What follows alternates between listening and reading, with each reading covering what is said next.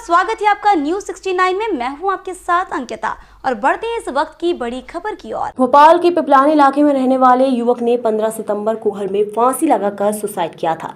इस मामले में मृतक की मां ने पुलिस को एक सुसाइड नोट दिया था, जिसमें बिलखिरिया थाने के एक आरक्षक की प्रताड़ना से तंग आकर जान देने की बात लिखी है। आरक्षक पर कार्रवाई की मांग को लेकर मृतक की मां की ओर से पुलिस उपायुक्त कार्यालय में भी शिकायत की गई है। इधर एसीपी दीपक नायक का कहना है कि घटना के बाद स्थल निरीक्षण के दौरान सुसाइड नोट नहीं मिला था। बाद में मां ने ये नोट सुपुर्द किया, जिसकी हैंडराइटिंग एक्सपर्ट से जांच कराई जा रही है। जांच के बाद आगे की कार्रवाई तय की जाएगी। बता दें कि सचिन दमाड़े ने पिपलानी स्थित अभिनव कैंपस में मां के साथ रहता था। वे कार शोरूम में जॉब करता था। उसने अपने घर पर 15 सितंबर को आत्महत्या कर ली थी। इस समय वे घर में अकेला था।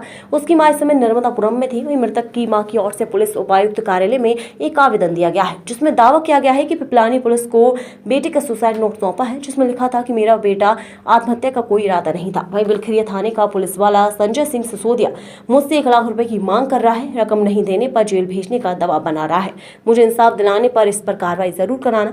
वहीं इस आवेदन में सुसाइड नोट को भी संलग्न किया गया। मां ने दावा किया है कि बेटी ने जब बेटे के कमरे की तलाशी ली तो एक डिब्बे में उसे सुसाइड नोट मिला था। बताया जा रहा है कि मृतक के बैंक खाते का इस्तेमाल साइबर फ्रॉड में किए जाने की जानकारी बिलखिरिया पुलिस को मिली थी। एक साइबर ठगी के केस की जांच में मृतक का अकाउंट चिन्हित किया गया था। इसी केस से नाम निकलवाने के लिए आरक्षक सचिन से रकम की मांग कर रहा था। सचिन की मां ने शिकायत में लिखा था कि बेटे की सुसाइड से 1 दिन पहले संजय सिंह सिसोदिया उसके घर पहुंचा था। इस बात की जानकारी उन्हें मोहल्ले वालों ने दी थी। ये शुरुआत जब 15 सितंबर को ये घटना हुई थी, तो जहाँ पे लड़का ये रहता था, हमारी टीम के द्वारा वहाँ पर जाके थाने स्तर पे जो टीम गई, वहाँ पे आसपास जो सर्च किया था, हमें कोई सुसाइड नोट वगैरह घटना स्थल से जहाँ से रहता था वहाँ से बरामद नहीं हुआ। कुछ दिनों बाद में इनकी माताजी ने आके एक सुसाइड नोट हमें प्रस्तुत किया, जिसको हमने विधिवत जब्त भी किया हुआ है, क्योंकि शुरुआत में हमने इनसे उसकी नेचुरल राइटिंग वगैरह के कुछ सैंपल्स मांगे थे, जो कि उनके द्वारा हमें प्रोवाइड नहीं किए गए थे।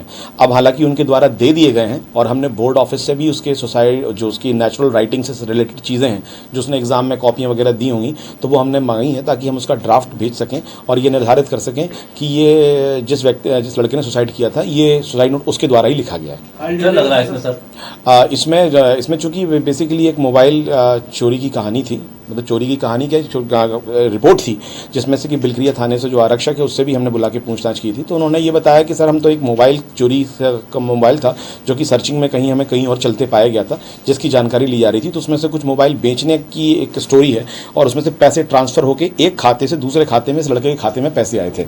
ये चूंकि उसने हमें वर्बली भी कहानी अपनी बताई, जो स्टेटमेंट में अपनी उसने कहानी बताई। 1 लाख रुपए की जो मांग की आरोप लगे हैं, इसकी जांच करेंगे क्या?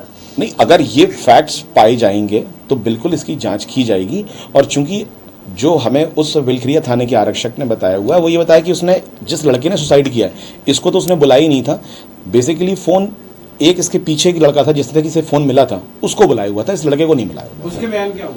उसके बयान में भी ये वाली बात नहीं आई है, पैसे वाली ऐसी कोई बात नहीं आई है। ये इनकी जो सुसाइड नोट जो दिया गया है, उसमें ये वाली फैक्ट्स आया है, सही में आया। तो उसका हम अभी सैंपल करा के और उसको ड्राफ्ट बना के भेजेंगे। इस खबर पर आपकी क्या है राय, हमें कमेंट सेक्शन में जरूर बताएं। तब तक के लिए धन्यवाद।